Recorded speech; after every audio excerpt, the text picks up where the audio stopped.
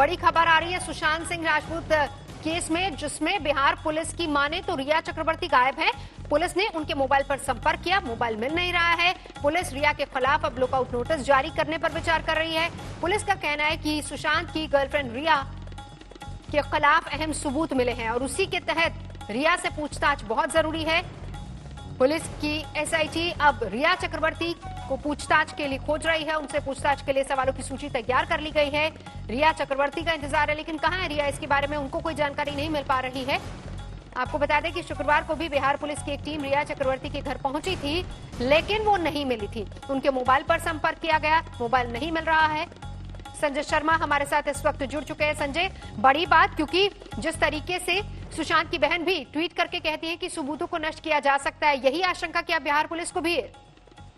इस आशंका के साथ नवजोत एक बड़ी चीज ये है कि बिहार पुलिस के सूत्रों का कहना है कि उन्हें पूछताछ और पड़ताल में कई अहम सुराग और सबूत मिले हैं रिया के खिलाफ, जिन पर रिया से क्रॉस चेक करना जरूरी है, जिसको कहते हैं पूर्वा साखी कराना जरूरी है।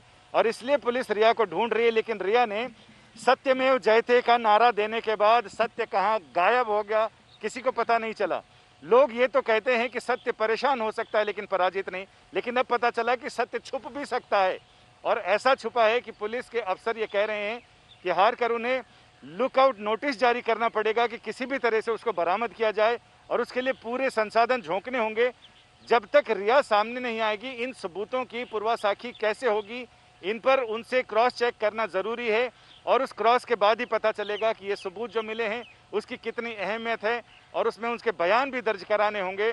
तो जाहिर है कि ऐसे में उन सबूतों को लेकर ये इस इंतजार में पुलिस नहीं बैठी रह सकती कि जब रिया मिलेगी उस समय फिर हम इससे पूछताछ करेंगे। एक कहावत है कि बाबा मरी हैं बैल बिकई हैं, तो उसके लिए इंतजार नहीं करेगी पुलिस। और पुलिस का कहना है कि वो जल्दी ही इस पर, हमें हो सकता है कि बड़ी ब्रेकिंग खबर ये मिलेगी कि पुलिस ने लुकआउट नोटिस जारी कर दिया है और रिया की पूरे युद्ध स्तर पर उसकी पड़ताल की जा रही है, उसकी खोज की जा रही है कि कहीं से भी उसको बरामद किया जाए। रिया का ये कहना कि मैं जांच में सहयोग कर रही हूँ, रिया का ये कहना कि मुंबई में ही केस ट्रांसफर हो, बिहार पुलिस पक्षपातपूर्ण रवैया अख्तियार किए हुए है। अब इसके बाद रिया का गायब हो जाना, संजय, इसको किस तरीके से देखेंगे? और ऐसे में बड़ी बात यह कि जो बिहार पुलिस की जान को खतरे की बात भी एसोसिएशन की तरफ से आती है, फिर जांच में सहयोग मुंबई पुलिस नहीं कर रही है, इसकी बात भी आती है।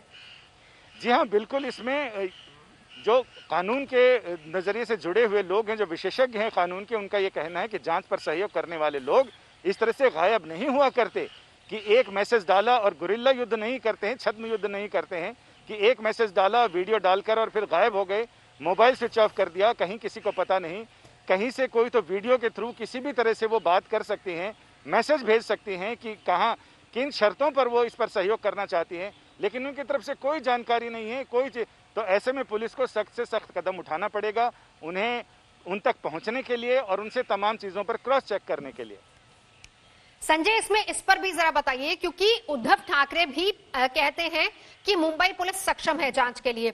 अगर बिहार पुलिस या फिर किसी के पास कोई सबूत है तो लेकर आए, हम पड़ताल करवाएंगे, निष्पक्ष जांच होगी, दोषी को बख्शा नहीं जाएगा। क्या ये जो सबूत, क्या संजय, ये जो सबूत बिहार पुलिस के पास है, क्या पुलिस मुंबई पुलिस के साथ शेयर करेगी या फिर इस तरह की कोई तालमेल लगता है ऐसे में, जबकि दोनों में तल्खियां तो बढ़ती जा रही हैं, तू मैमा का खेल चल रहा है? जी हाँ, बिल्कुल, तू मैमा का खेल तो चल रहा है, लेकिन इसके पीछे की राजनीति देखनी पड़ेगी, इसके पीछे क्या रहस्य वो देखना पड़ेगा। कहा तो यह जा रहा है कि मुंबई पुलिस के एक आला अधिकारी हैं, उनके रिया के साथ बड़े नजदीकी रिश्ते हैं। एक कोई राजनेता है महाराष्ट्र के, राजनीतिक पार्टी के नेता, उनके साथ नजदीकी रिश्ते हैं। इन तमाम चीजों की पृष्ठभूमि में उसको बचाया जा रहा है। पुलिस झाड़ियों पर लाठी चला रही है, असली सांप तो निकल चुका है या निकलने वाला है। तो ऐसे में 40 दिनों तक एफआईआर दर्ज नहीं करना, सिर्फ पूछताछ करना है, क्या यह आईवॉश है? ये तमाम चीजों, सवालों के जवाब तभी मिलेंगे जब दोनों पुलिस के आला ऑफिसर पूरी निष्पक्षता के साथ और पारदर्शिता के साथ एक दूसरे से जानकारी शेयर करें, या फिर दोनों राज्यों की सरकारें इस मामले को के निपटारे के लिए किसी स्वतंत्र जांच एजेंसी से जांच कराने की सिफारिश करें। यही इसका उपाय हो सकता है, वरना तो ये तू में चलती रहेगी और अनंत काल तक चलने वाली बहस है।